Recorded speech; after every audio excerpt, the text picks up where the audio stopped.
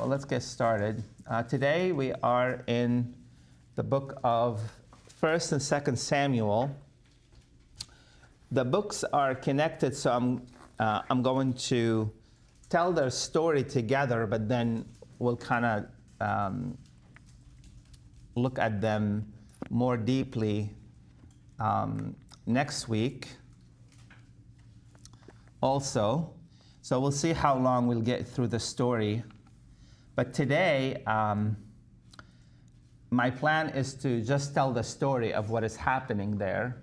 And then next week, we'll kind of look at it more theologically.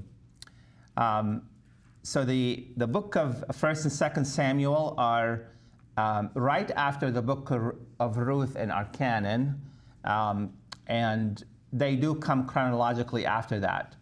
We're going to have a little bit of a mix-up here because, well, actually, not mix-up, but chronologically, 1st and 2nd King do come chronologically after 1st and 2nd Samuel, but then 1st and 2nd Chronicles are going to overlap in terms of the chronology. But I do want to cover 1st and 2nd Chronicles separately as a book, because even though we're going through these books chronologically, I don't want to split the books. I do want to go through the book as a whole, because I think the books as a whole have a message, and I want to make sure that we preserve that message of that particular book. So we talked about where these books so far are. We talked about creation, then the Abrahamic covenant, Genesis 12, then the giving of the law and the formation of Israel in Exodus, Leviticus, Numbers, Deuteronomy, the conquest in Joshua, then Judges, the chaos and the anarchy, and then Ruth. So 1st and 2nd Samuel is bridging this anarchy. I guess theologians call it theocracy, but I think probably a better word is anarchy, because everybody was doing what was right in their own eyes, right? So it kind of bridges the theocracy, where Israel is supposed to be God-ruled, to the monarchy, where the people demanded a king, and then Saul and David got ordained. So that's where we are for 1st and 2nd Samuel. So that's why I'm calling this From Chaos to the King. The time period that 1st and 2nd Samuel cover are 1100 to 970 BC. It's like about 130 years. And the book name is after Samuel, who is the main figure. And the purpose of the book is to show how God established the throne of David and how he preserved the promise of the Messiah to Abraham, and proving that only a king with a perfect heart can truly reign. Because we're going to see here at the end that even David, God's chosen king, is still a sinner. So that's where the situation is. Israel is a transition from that theocracy into the monarchy. Samuel is the last judge of Israel. Saul is anointed and he's reigning, but his reign declined because he wasn't obedient to God. And David is being prepared to be the king. One note here about the author. One question that should kind of come up right away is, well, how could the author be Samuel, but then it records the death of Samuel? You see that in a lot of books. Like, for example, the death of Moses is recorded in the books that Moses wrote. Well, that's because the way that the authority in the Old Testament, it transferred from prophet to prophet. So when Moses, as a prophet, died, the prophet right after him would have started to record his death in that book. So the same thing here, Samuel would have written Judges, he would have written Ruth, then he would have written a portion of this, but then we read in 1st Chronicles 29:29, It says, "Now the acts of King David, first and last, indeed they are written in the book of Samuel the seer," the prophet, "in the books of Nathan the prophet, and the book of Gad the seer." So most likely Nathan, he's the one that went to David and rebuked him for his sin, and Gad, they are the one who then took and completed the writing of 1st and 2nd Samuel. But the books are called 1st and 2nd Samuels after the main figure of Samuel, especially as this prophet who transitioned Israel from a theocracy into a monarchy. We have been working, if you remember, this timeline from the Judges, and we said Judges covered those about 336 years, between 350 till around 1120. And if you see down there on the bottom, 1st and 2nd Samuel, it overlaps a little bit with Judges, and then it continues to David's reign, throughout David's reign. If you want more details, like I said, you can go to bible.ca/chronology. That's one place if you'd like, really interested in those chronological events. But I created a simple one using different places. The birth of Samuel is around 1105. If you look at 1105 will be here. So it means that he was born while, of course, the judges still ruled, while Samson still ruled, okay? So you have Samuel is born 1105. Saul is born at 1080. So he's around 25 years younger than Samuel. Then Saul becomes king at 1050 BC. David is born at 1040. So Saul is around 40 years older than David. David is anointed and Gilead slain around 1025. David becomes king of Judah at 1010. So that's kind of the majority of the period that we're looking at. There is also more charts available online, and I won't go through these things because you can spend days and hours. But if you're interested about the lineage of David and all his sons and wives and how he's connected to some of these other figures in the book, there is also some of that is available online. Some key places probably will be helpful for us to look at is Ramah. Ramah is where Samuel is born. And so here is Jerusalem, and here is Ramah. And there is Shiloh. Shiloh was the focal point of Israel worship at that time. So the tabernacle was in Shiloh. And that's where the high priest, that's where Eli and his sons and the worship would have been. Ashdod and Gath and Ashkelon and Ekron, these are Philistine cities, and you could see them here. They will correspond to modern day Gaza Strip. It's still similar region. So there is Ekron, Ashdod, Ashkelon, Gaza, Gath.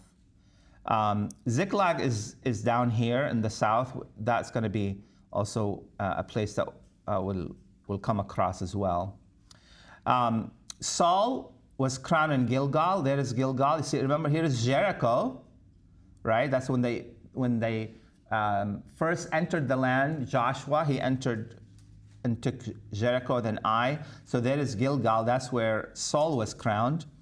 The ark was in Kirjath Jearim for 20 years after it was captured by the Philistine. That's right here. That's close to, notice how it's close to where the Philistine cities are, because the Philistines are going to take the ark and keep it until they realize they can't handle it. It's a hot potato, so they're like, let's get rid of this thing. So that's why it ended up here. And then Mizpah is where Samuel judged Israel which is just above Ramah. So he's from Ramah, and Mizpah is right up here. So that's some of the interesting places that we'll come across. Ramah, Gibeah, the Philistine cities, Ziklag, there's Gilgal, there is Shiloh right up here, and of course there is Jerusalem right here. So connecting back to Judges, so imagine a nation in chaos, no leadership, no direction, everyone doing whatever is right in their own eyes. And then, instead of submitting to God, what do? They insist on getting a king.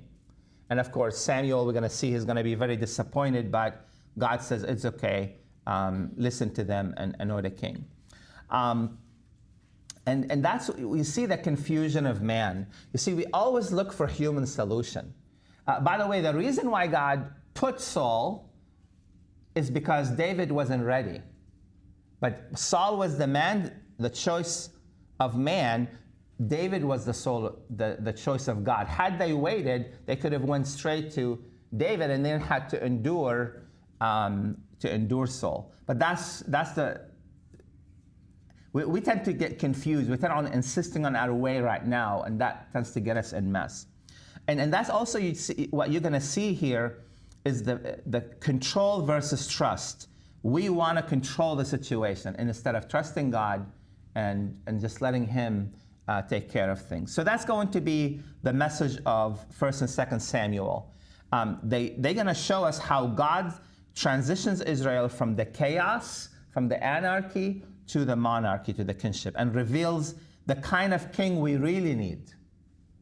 We don't need the king chosen by the people, but even the man chosen by God is still not perfect, and he's still going to disappoint, and he's still going to fall short, because we really need Jesus. So it's pointing to Jesus. So it's the bridge between Judges and the cry of the people who wanted king, as we'll see in 1 Samuel 8. But God uses their carnal request to do that, right? Where sin abound, grace abound. God still works even within the chaos, because He doesn't want to override our will, but He is a redeemer, and He even redeems our mistakes. He redeems the time.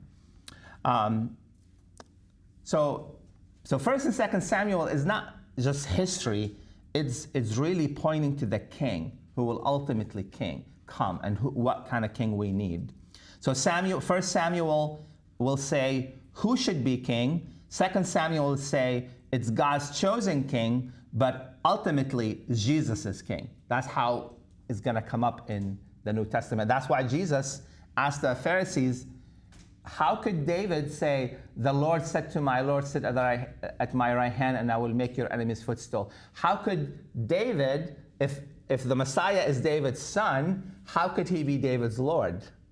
And of course, they still couldn't make the connection. But that's ultimately, this is the slide that the Pharisees should have had when Jesus asked that question. Okay?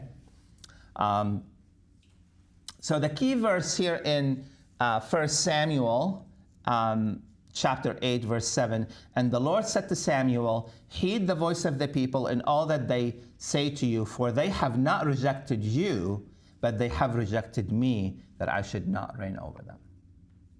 That's really the defining verse here in these two chapters, and these two books. So the big idea is that God establishes His kingdom through His chosen king, not human strength, pointing ultimately to Christ.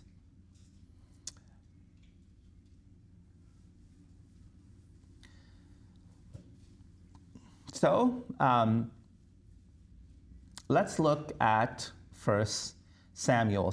1 Samuel can be outlined this way. Verses 1 to 7 is Samuel. It's about Samuel. Chapters 8 to 15 about Saul. And chapters 16 to 31, the main figure is David. Easy, right? Samuel, Saul, David. The last judge, the people's choice, God's choice for a king. So go with me to 1 Samuel. And I am in 1 Samuel chapter 1. And first we see, like I said, Samuel in chapters 1 to 7. And we are looking at him being a faithful prophet.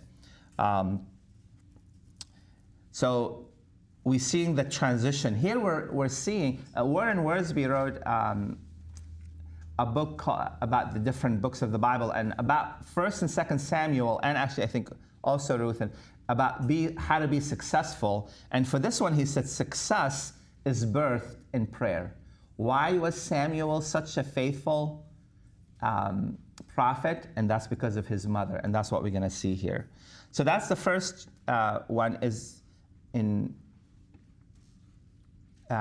chapter 1 to chapter 2, verse 11, we're seeing a mother's cry. So I'm in chapter 1, verse 1. It says, "Now there was a certain man of Ramathaim, Zophim, of the mountains in Ephraim, and his name was Elkanah, the son of Jehoram, the son of Elihu, the son of Tahu, the son of Zoph, an Ephraimite.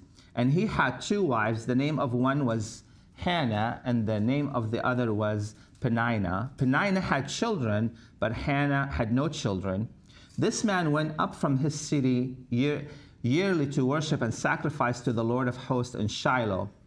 Also the 2 sons of Eli, Hophni and Phinehas, the priest of the Lord, were there. And wherever the time came for Elkanah to make an offering, he would give portions to Peninnah his wife and to all her sons and daughters, but to Hannah he would give a double portion, for he loved Hannah, although the Lord had closed her womb, and her rival also provoked her severely to make her miserable, because the Lord had closed her womb. So it was year after year, when she went up to the house of the Lord, that she provoked her. Therefore she wept and did not eat." So Elkanah here, it says he's an Ephraimite, but we know also from the books of the Chronicles that he's a Levite. So that doesn't make sense. Is he from the tribe of Levi, or is he from the tribe of Ephraim? Well, he is from the tribe of Levi. That's why Samuel could later offer sacrifices, because if he wasn't a Levite, he wouldn't have been able to do that, right? But he is a Levite. But at that time, what the Levite did is they were dispersed among the people. So he's a Levite who was living in Ephraim. So that's why here it's saying he's an Ephraimite, because it's then understood that he's a Levite. So that's the assumption that is said here. Now, at that time, polygamy was okay. So here he had 2 wives. Also, the value of a woman was based on whether she can give sons to her husband. So Hannah was the first wife. She probably wasn't able to bring sons, so he marries Peninnah, and of course, Peninnah, because she had all these children, she was tormenting Hannah, and that's the place of where Hannah was. She was just doubting her self-worth. She probably will, even though her husband loves her, as we will see later, he's going to tell her, "Am I not better for you than 10 sons?" But she prays. So she goes and she prays. So she goes to the tabernacle. She's praying. Eli, the high priest, sees her. Because of her passion, she's not voicing her prayer. He thinks she's drunk. But think about it. Why would he think that a woman in the tabernacle is drunk? Because it was common. Like, that's how bad things got.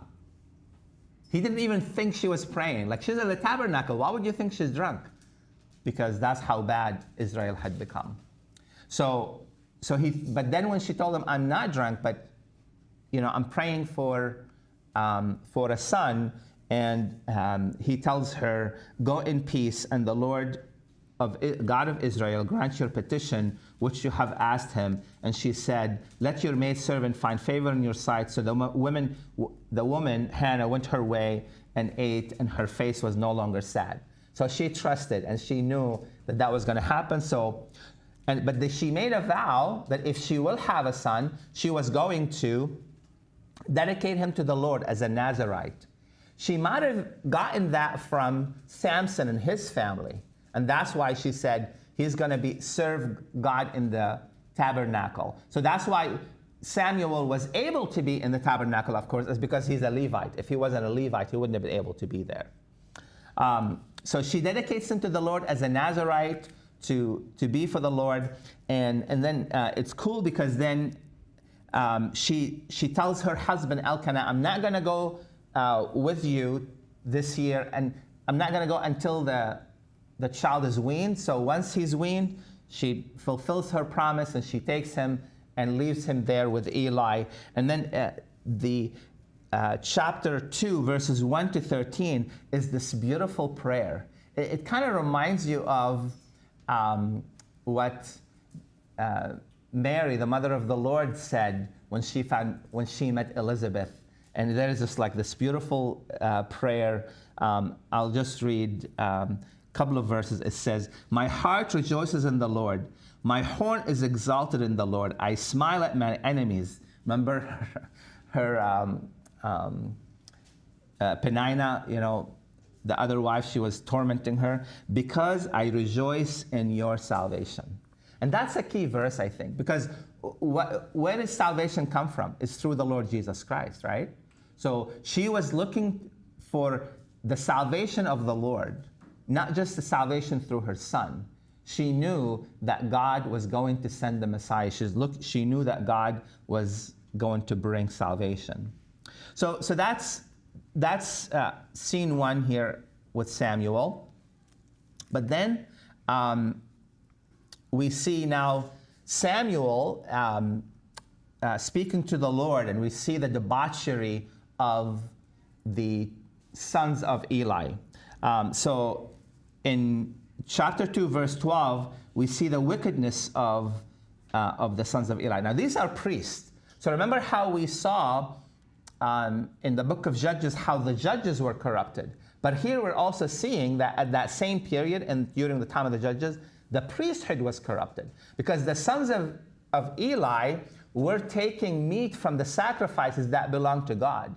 And they will tell a person who's worshiping, if you don't give it to us raw, they were not supposed to take raw meat from the sacrifices. They were supposed to take the broiled, and they will just dip their stick into the pot and just take one piece. But they were taking whatever they want.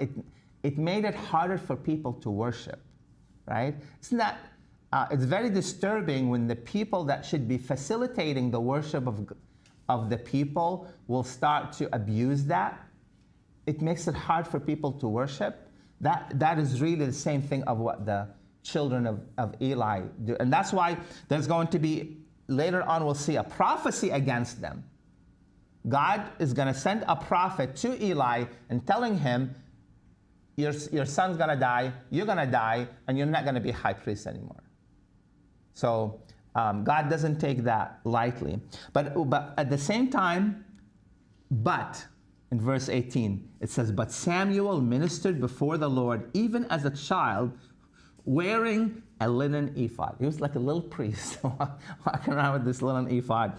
Moreover, his mother used to make him a little robe and bring it to him year after year when she came up with her husband to offer a yearly sacrifice. And Eli would bless Elkanah and his wife and would say, the Lord give you descendants from this woman for the loan that was given to the Lord. Then they would go to their own home. And the Lord visited Hannah so that she conceived and bore 3 sons and 2 daughters. Meanwhile, the child Samuel grew before the Lord. So the Lord blessed Hannah because she fulfilled her promise, and he opens her womb. The Bible says that the Lord opens the womb. So he opened her womb and he blessed her with children. So then we see the prophecy against Eli. And then in chapter 3, we see Samuel's first prophecy. So it says, "Now the boy Samuel ministered to the Lord before Eli, and the word of the Lord was rare in those days. There was no widespread revelation. And it came to pass that time that while Eli was lying down in his place, and when his eyes had begun to grow so dim that he would not see, and before the Lamb of God went out in the tabernacle of the Lord, where the ark of God was. And while Samuel was lying down, the Lord called Samuel, and he answered, 'Here I am.' So he ran to Eli and said, 'Here I am, for you called me.' And Eli, of course, says, 'I did not call you.' And that happens a couple of times. But then Eli understood. He said, 'The next time this happened, say, yes, Lord, for your servant is, speak, for your servant is listening.'" Isn't that a good prayer for all of us? We should all pray, "Lord, speak, for your servant is listening." And that's why Jesus said, you have to become like children. So Samuel, even when he was young, said, "Speak, Lord, for your servant hears." So Samuel went and lay down, and then now the Lord came and stood and called, as at other times, "Samuel, Samuel." And Samuel answered, "Speak, for your servant hears." And then the Lord going to tell him the same thing that the prophet told Eli. He told him basically the same thing, that Eli is going to be killed. He's not going to be judged, and the iniquity of the house of Eli. And Samuel was afraid to tell Eli, but Eli kind of gets it out of him. And then so Eli says, "It is the Lord, let him do what seems good to him." So Samuel grew, and the Lord was with him, and let none of his words fall to the ground. And all Israel, from Dan to Beersheba, if you remember, so Dan is all the way in the north, Beersheba is all the way in the south, knew that Samuel had been established as a prophet of the Lord. Then the Lord appeared again in Shiloh, for the Lord revealed himself to Samuel in Shiloh by the word of the Lord. And the word of Samuel came to all Israel. So now Israel recognized Samuel as a prophet, as a judge. He is leading them. But then now we see the ark being stolen, and the ark is captured. Eli dies, and the Philistines take the ark. So chapter 4 is the battle, and when they lost the battle, they thought that they were going to use the ark of the Lord like a good luck charm. I know you could say, well, they knew the ark had the glory of God and they brought it. I don't think so. I don't think they were supposed to use the Ark of the Covenant in this way. So and that's why they lost the battle. If they were right, they would not have lost the battle. See?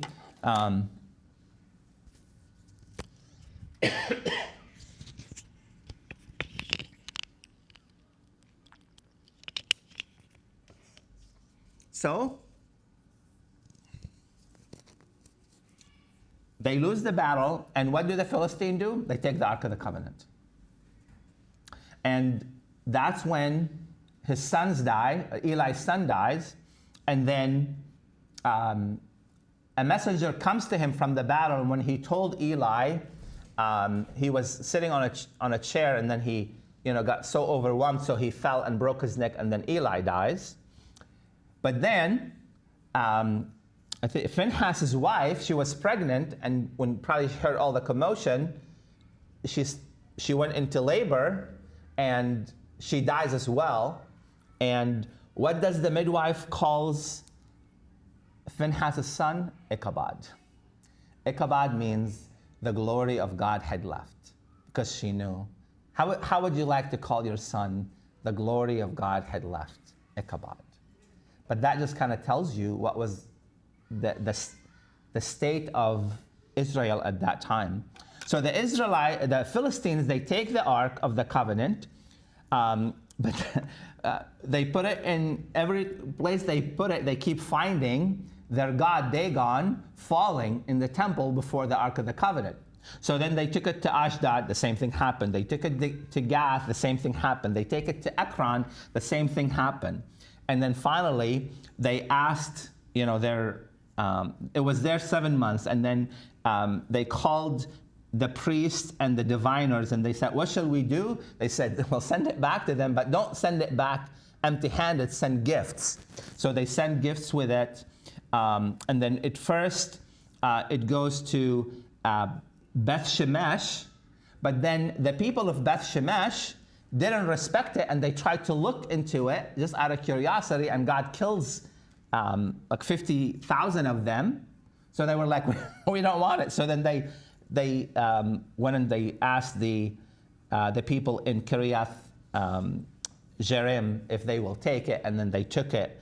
And then it says in chapter 7, then the men of Kiriath Jearim came and took the Ark of the Covenant and brought it into the house of Abinadab on the hill and consecrated Eleazar, his son, to keep the Ark of the Lord. Again, everybody's doing what is right in their own eye. They're still in the period of the judges because they shouldn't have left the Ark of the Covenant there. What should they have done with that? They should have taken it to the tabernacle, right? So it says, it was that the ark remained in Kiriath Jearim long time. It was there 20 years. Think about that. It was there for 20 years. And then Samuel takes them to Mizpah, and he judges them. It says, so the children of Israel said to Samuel, do not cease to cry out to the Lord our God for us, that he may save us from the hand of the Philistine. Because basically, Samuel was rebuking them. But he prays for them. And then he takes a rock and he names it Ebenezer, which means, thus far the Lord had helped us. So this is like a milestone. So that's, if you've heard that word Ebenezer, that's where that comes from, okay? So now we go to Act 2. Now we're going to see things shift from Samuel to Saul. And so if Samuel in Act 1 was the prophet, God's prophet, Saul is going to be the people's choice. He is going to be the one whose heart is not right. And now what this tells us about success is that success is a matter of character. It's a matter of character. And Saul lacked character. That's what we're going to see, is that Saul lacked character. He was handsome, he was tall, he had the right look, but he didn't have the right heart. So in chapter 8, we see the people asking for a king. So in chapter 8 it says, now it came to pass when Samuel was old that he made his sons judges over Israel. The name of his firstborn was Joel, and the name of the second was Abijah. They were judges in Beersheba, but his sons did not walk in his ways. They turned aside after dishonest gain, took bribes, and perverted justice, which is sad. So then all the elders of Israel gathered together and came to Samuel at Ramah and said to him, look, you are old, and your sons do not walk in your ways. Now make us a king to judge us like all the nations. Of course, Samuel thought that that was wrong. He did not want them to do that. And he went to the Lord, but the Lord said, it's okay.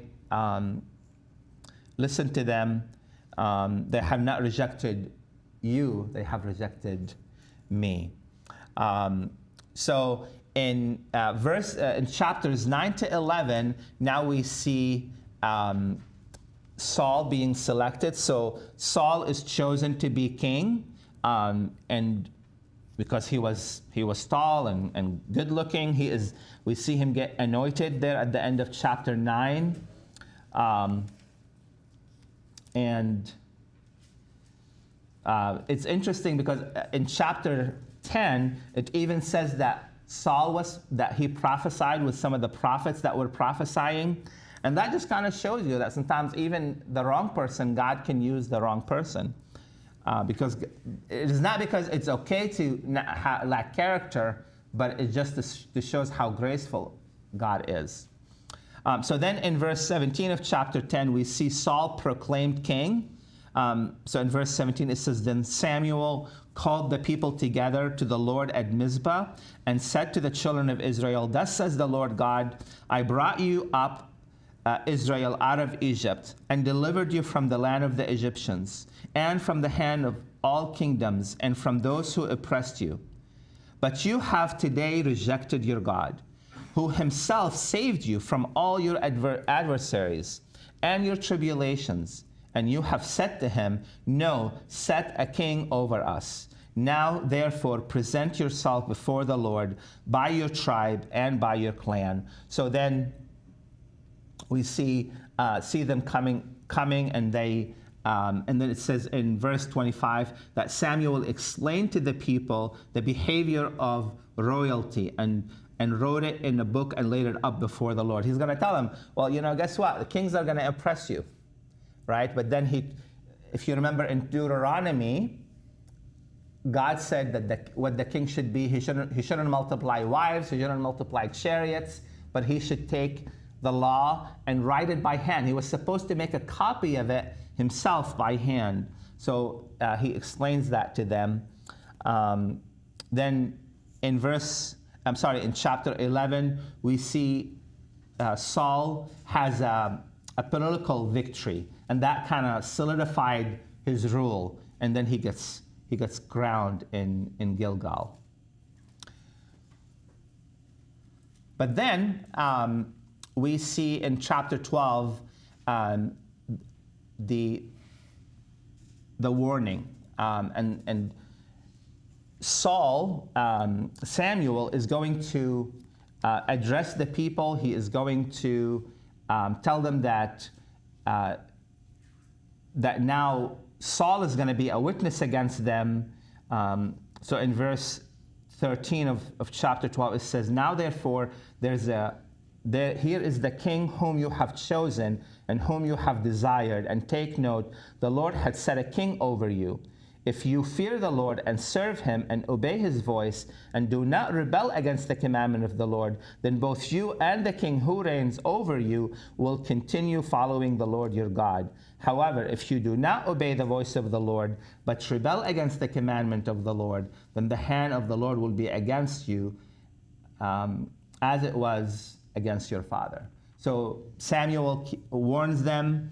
In verse 18, he says, So Samuel called to the Lord, and the Lord sent thunder and rain that day, and all the people greatly feared the Lord and Samuel. And all the people said to Samuel, Pray for your servants to the Lord your God, that we may not die, for we have added to all our sins the evil of asking a king for ourselves. So now the people are realizing, okay, we shouldn't have asked for a king, because God is sending thunder and a storm and about to destroy their harvest.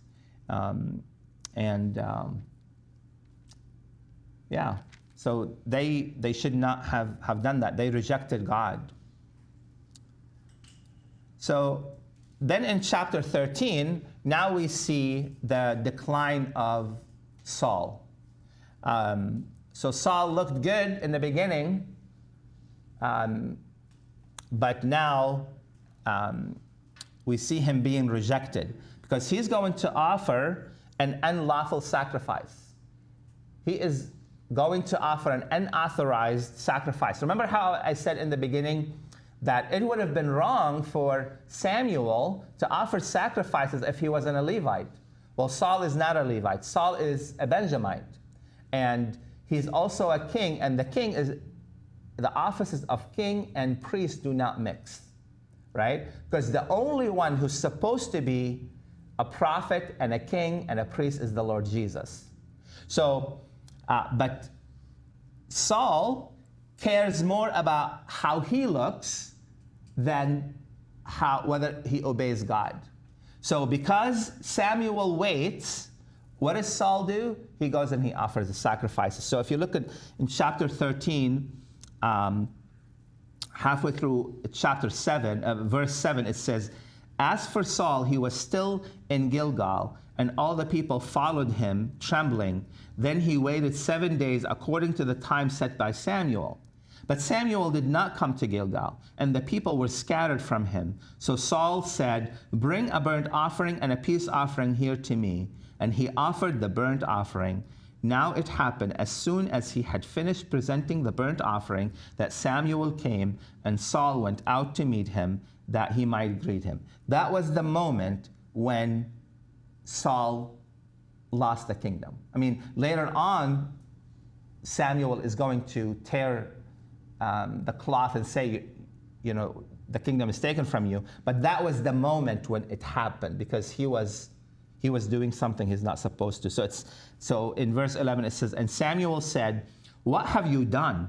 Saul said, 'When I saw that the people were scattered from me, and that you did not come within the days appointed, and that the Philistines gathered together at Michmash, then I said, the Philistines will now come down on me in Gilgal, and I have not made supplication to the Lord. Therefore I felt compelled and offered burnt offering.'" There's a irrationality in there. Like, this is an incoherent argument, because he's saying, I did this because I wanted God's blessing, but you don't get God's blessing by breaking God's law. You see that? He really didn't care about God's blessing. He wanted the people's blessing. He was afraid because the people were leaving him. But what does he tell Samuel? He said, "Oh, well, you know, I wanted the God's blessing." Well, duh. Well, you're not going to get that now that you're disobeying God. So we continue in verse 13. "And Samuel said to Saul, 'You have done foolishly. You have not kept the commandment of the Lord your God, which he commanded you. For now the Lord would have established your kingdom over Israel forever. But now your kingdom shall not continue. The Lord has sought for himself a man after his own heart, and the Lord has commanded him to be commander over his people, because you have not kept what the Lord has commanded you.'" And that's where Saul is. So then in chapter 14, we see Jonathan defeat the Philistine. And of course, Jonathan was the total opposite of Saul. We see Saul make a rash oath that he was going to kill anybody who eats anything before they defeat the Philistine. But it's like, this is an army that needs energy, right? They used to say the army marches on its stomach. So what does he do? He is starving the army, thinking that's going to work. But then who was the one that ate? Was Jonathan. And he wanted to kill his own son. And the people told him, we see that in verse 45 of chapter 14, it says, "But the people said to Saul, 'Shall Jonathan die, who has accomplished this great deliverance in Israel?'" Because Jonathan was the one that helped them win against the Philistine. "Certainly not. As the Lord lives, not one hair on his head shall fall to the ground, for he has worked with God this day." So the people rescued Jonathan, and he did not die. Then Saul returned from pursuing the Philistines, and the Philistines went to their own place. This is what happens when you just care about appearances. Saul just cared about how he looked, did not have character. Like, think about that. Makes this rash oath, then he was about to go and kill his son. Remember, Jephthah did the same thing. He made this rash oath, and then he about sacrificing the first thing that comes out of his house, but then it was his daughter, and then he went and actually sacrificed his daughter. So that's kind of this similar thing here. So Saul continued with wars, but then in chapter 15, we see Saul continue with his disobedience, because God told him to go and kill the Amalekite, because the Amalekite, when the Israelites were in the wilderness and they were coming towards the promised land, the Amalekite will hit from the back.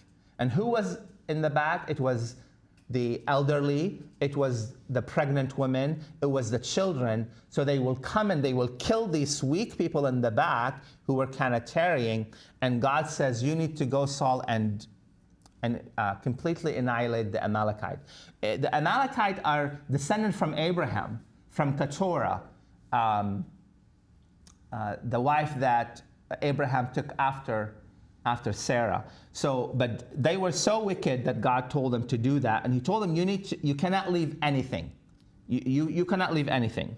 But then we read in verse 8 that it says, He also took Agag, king of the Amalekite, alive. He wasn't supposed to do that. And utterly destroyed all the people with the edge of the sword. But Saul and the people spared Agag and the best of the sheep, the oxen, the fatlings, the lambs, and all that was good, and were unwilling to utterly destroy them, but everything despised and worthless that they utterly destroyed. Again, what are they doing? They're disobeying God. God says, take out everything. And they're like, oh, these are the good things, so we're just going to keep it. So now Saul is being totally rejected. So now we read, it says, now the word of the Lord came to Samuel and said, I greatly regret that I have set Saul as king, and he have turned back. So Samuel goes and he says, what then is this? He asks Samuel, like, what did you do? He said, I obeyed the Lord. I did what the Lord said. But then in verse 14, Samuel said, what then is this bleating of the sheep in my ears, and the lowing of the oxen which I hear? And Saul said, they have brought them from the Amalekites, for the people spared the best of the sheep and the oxen to sacrifice to the Lord your God. Again, you see the manipulation? Did he really bring them to sacrifice to God? No. And it says, but the rest we utterly destroyed. Then Samuel said to him, be quiet, and I will tell you what the Lord said to me last night. And he said to him, speak on. So Samuel said, when you were little in your own eyes, were you not the head of the tribes of Israel? And did not the Lord anoint you king over Israel? Now the Lord sent you on a mission and said, go and utterly destroy the sinners, the Amalekite, and fight against them until they are consumed. Why then did you not obey the voice of the Lord? Why did you not swoop down on the spoil and do evil? Why did you swoop down on the spoil and do evil in the sight of the Lord? And Saul said to Samuel, but I have obeyed the voice of the Lord and have gone on a mission. You see, it's weird how like rebellious people are totally delusional about their own sin. They're either gaslighting you or they're delusional, right? Why? Because they can't think except of themselves. So then Samuel in 22 says, has the Lord as a great delight in burnt offering and sacrifice as in obeying the voice of the Lord? Behold, now this is a good verse for everybody to remember. Behold, to obey is better than sacrifice. To obey is better than sacrifice. If you think that you're sacrificing to the Lord, that will excuse you sinning or deliberately disobeying God, that says no. Behold, to obey is better than sacrifice, and to heed than the fat of rams. Listen how strong this language is. For rebellion is as the sin of witchcraft, and stubbornness as iniquity and idolatry. Those were all things punishable by death. Witchcraft was punishable by death. And God says rebellion is as the sin of witchcraft. And then Samuel says, because you have rejected the word of the Lord, he has also rejected you from being king. Who does God want in leading his people? He wants a man of character. He wants a man of character. And that's how Saul lost the kingdom, because he cared more about what people thought than what God thought. And That's why even today we need to live holy life. The most important thing you can do to minister to people, to bless people, to be a blessing is your personal holiness. More than anything else you do. It begins between you and the Lord as you walk in obedience to Him. And as you say, behold, to obey is better than sacrifice. So now, we saw Samuel, we saw Saul, now we see David. And now he is being prepared. And what this shows us that God has to prepare the person. It takes time of preparation. The same thing happened with Joshua, by the way. Before Joshua was this great leader that brought the Israelites into the promised land and conquered all of those things for almost 40 years. What did he do? He was just an assistant. He was just a secretary for Moses. He was just helping him.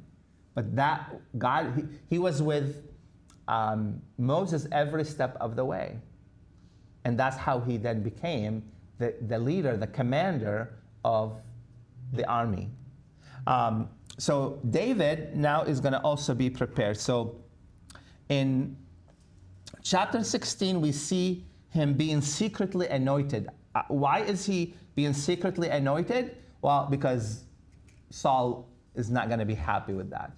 You know, notice how Saul, as a rebellious person, even after he knew that God took the kingdom away from him, what does he do? Instead of saying, okay, remember, at least Eli said, well, he's God, whatever he wants to do is good, right? At least Eli had the humility to say, yes, I sinned, I was wrong, and he's God. But Saul kept fighting God to the end, right? So Samuel goes to Jesse's house, and he's trying to anoint the son of Jesse, and God kept telling him, no, it is not this brother, because he was looking at who? The older sons of Jesse, the more that looks like a king. But then God tells him, no, it's David, it's this raggedy little thing.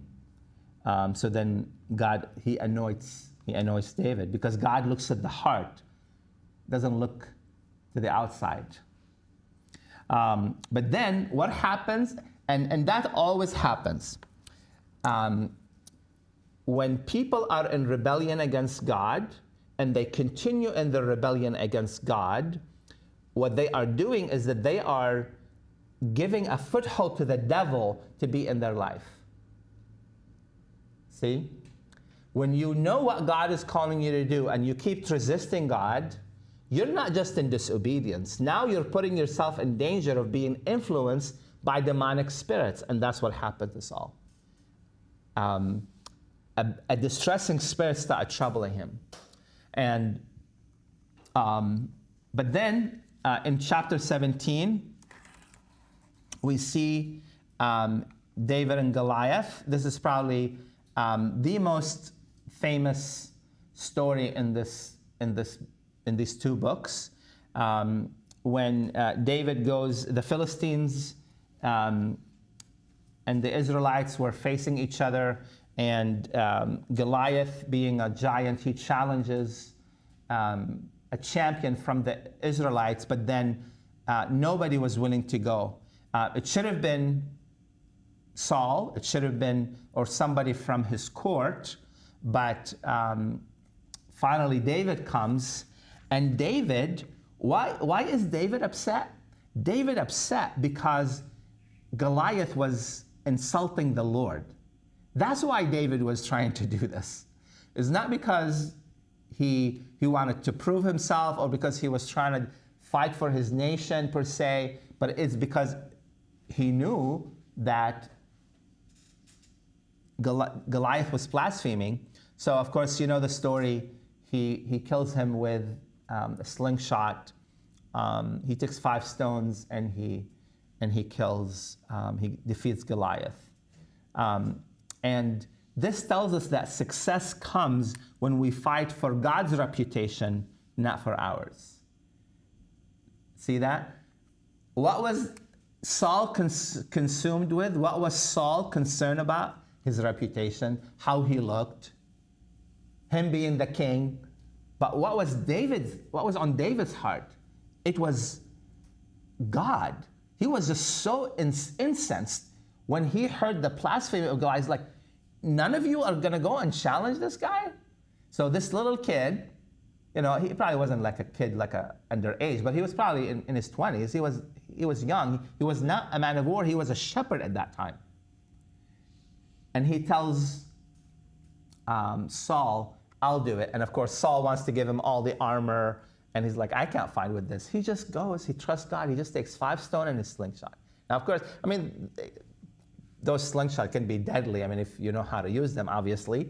And he just takes him out with a stone and he kills him. And then he takes out his head. And God gives him this huge victory. Why? Because he loved God. David loved God, and that's why God gave him victory. And he was concerned more about God than about himself. Because think about it, even the soldiers were scared of Goliath. And there is the shepherd saying, how can this guy blaspheme the name of God? I'll take him out. Because he knew, I trust God to give me deliverance. Just an amazing, amazing story. But, you know, in the secular culture, it gets portrayed about David and Goliath divorced from its connection to God, and God, Yahweh, who gave the victory. But here, it is not that necessarily that the small person can win over the bigger person. Usually that doesn't happen, right? But this happened because God gave David the victory over Goliath. So then we see in scene 3 of Act 3 is the conflict with Saul. Saul is now going to pursue David. He's going to, first he resent him because women were singing, Saul has slain his thousands and David his 10,000s. I mean, think about how weak-minded Saul was, that he was jealous of a shepherd boy, right? So then he gives him Michal, and hoping that he can kind of get him on his side. But then he starts persecuting him. He starts trying to kill him. But then in chapter 20, we see that in chapter 20, we see that Jonathan remains loyal to David.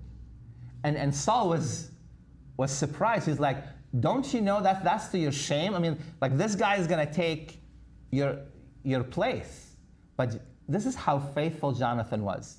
Even though he suspected that David was going to take the throne from his father, and that means that Jonathan can't be the king, it didn't matter to him. He stayed loyal and faithful to David. Why? Because he put God first. Most of us, or most people, wouldn't do that. We're supposed to, as God's people, to do that. But Jonathan remains loyal to Saul. David escapes. There's a story here about him eating the holy bread, which was reserved just for the priest. And by the way, Jesus reminded that to the Pharisees. He said, remember when David took the bread that was reserved, the showbread that was reserved for the priest? The showbread was the bread that was on the show table. If you go to the holy place, if you remember when we talked about the tabernacle, on the left was the lampstand, on the right was the show table. That has to have fresh bread on it every day. But then at the end of the day, that day-old bread was taken and given to the priest for them to eat. But while David was escaping, Ahimelech gives it to David so that he can eat because he was fleeing. Then he goes to Gath, which is a Philistine city. So he was hiding there from Saul. He had 400 men where he's learning how to be now more than just a shepherd. He's learning how to be a warrior, right? But then what does Saul do? Again, his wickedness continue. So first, he offers sacrifices that he's not allowed to. Then he disobeys God, and he does not annihilate the Amalekite as God told them. And now when he knew the kingdom is taken away from him, and he suspected it was David, what does he do? He tries to kill David. When David takes bread from the priest, we see in chapter 22, verse 6, that Saul kills the priests. He's killing God's priests. That's how wicked he got. And in chapter 23, we see David continue in his campaign. He defends Keilah, this one city, but then he is in the wilderness, and he's just learning how to be a warrior. But then we see something, But then we see something very interesting in chapter 24. Think the integrity of David. David knew he was the anointed of the Lord, right?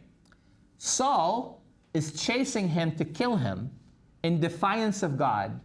But what does David do when he has a chance to kill Saul? He doesn't do it. He doesn't take matter into his own hand. He trusts God. Would you have done that?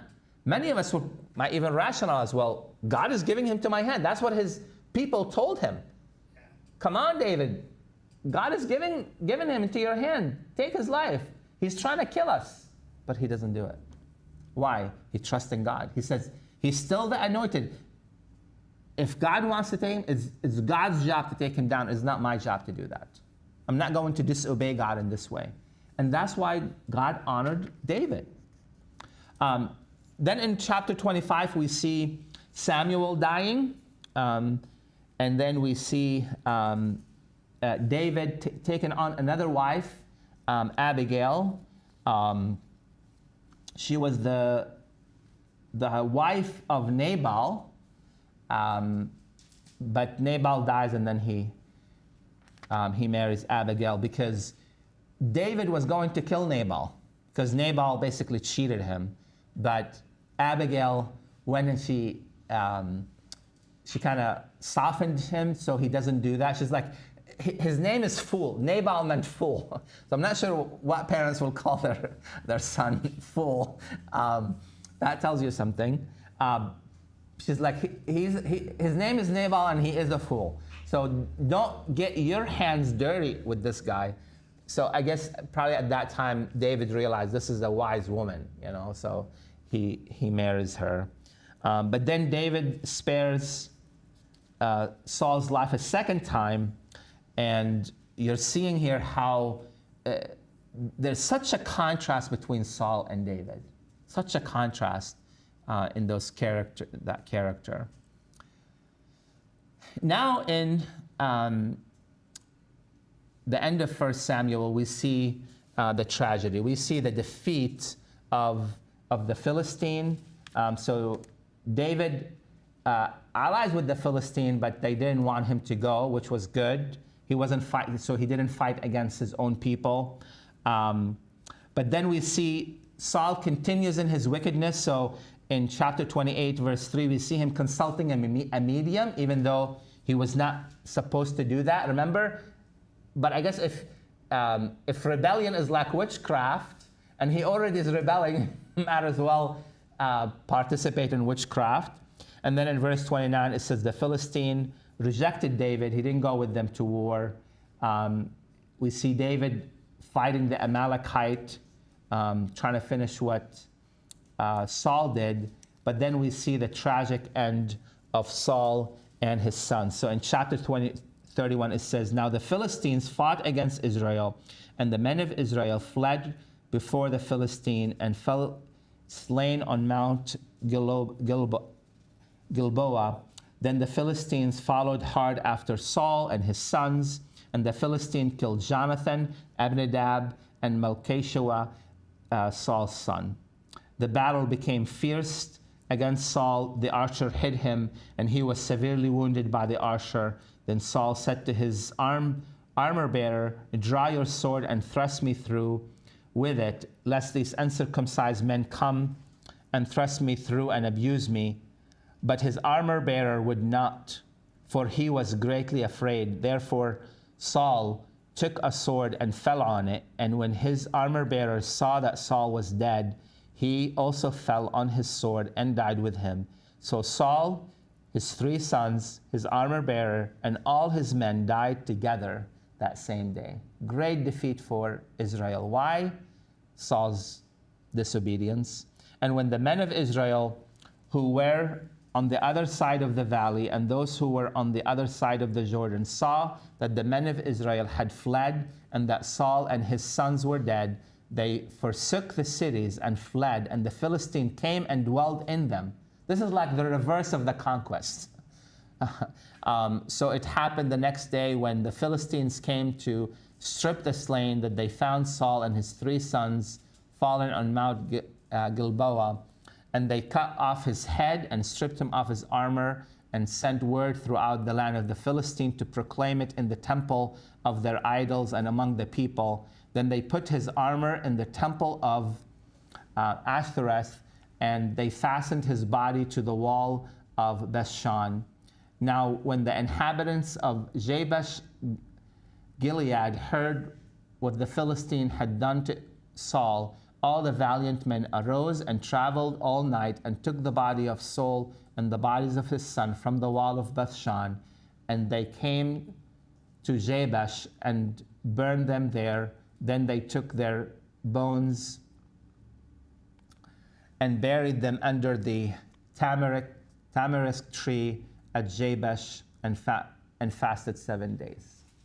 So a sad ending to what could have been a great king. But why did he not become a great king? Because of his rebellion. Behold, to obey is better than sacrifice. And all that Saul cared about was how he looked and that he's a king. And but now what we're going to see, the surprising thing in Samuel 2, that David is going to grieve the death of Saul, right? So that's going to be, so we'll talk about that next time. Let me pray, and then we'll see if there's any questions. Heavenly Father, thank you for your word. Thank you for the book of Samuel that teaches us, Father, how important it is to live in obedience, that our success depends on our character, and our personal holiness, Father, is the most important thing about us. So pray, Father, that you will help us to walk in holiness. I pray, Father, that you'll help us to remember that you desire obedience more than sacrifices, and that rebellion is like the sin of witchcraft. We pray all this in Jesus' name. Amen.